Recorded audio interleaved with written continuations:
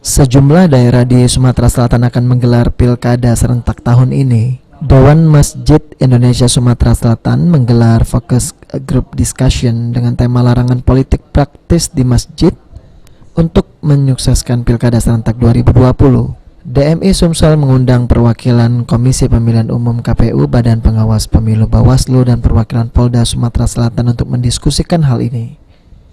Kepala Kantor Kemenak Sumsel Al-Fajri Zabidi mengapresiasi FGD yang diinisiasi oleh Dewan Masjid Indonesia Sumatera Selatan ini. Menurutnya Dewan Masjid Indonesia memiliki peran untuk mensosialisasikan kepada takmir masjid larangan bagi tim sukses maupun pasangan calon berpolitik praktis di masjid. Hal ini menurutnya sangat penting terutama untuk menghindari konflik kepentingan. Sumatera Selatan selama ini menjadi daerah zero konflik dan sudah memiliki pengalaman dalam pelaksanaan pilkada maupun pilpres lalu. Hal inilah yang patut dijaga.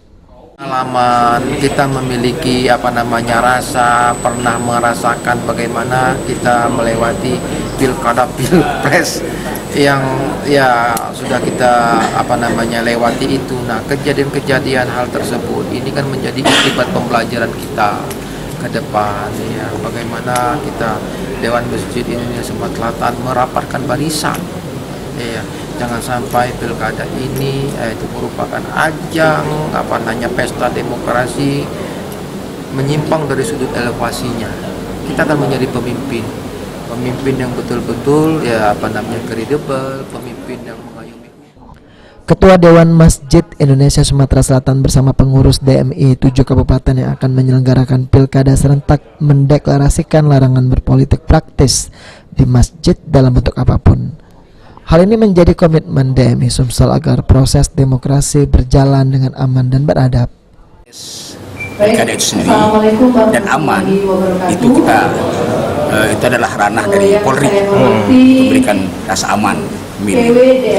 Dan terakhir untuk konteks beradab tentu DMI, karena DMI punya nilai-nilai yang beranjak Al-Quran dan Sunnah untuk kita terapkan.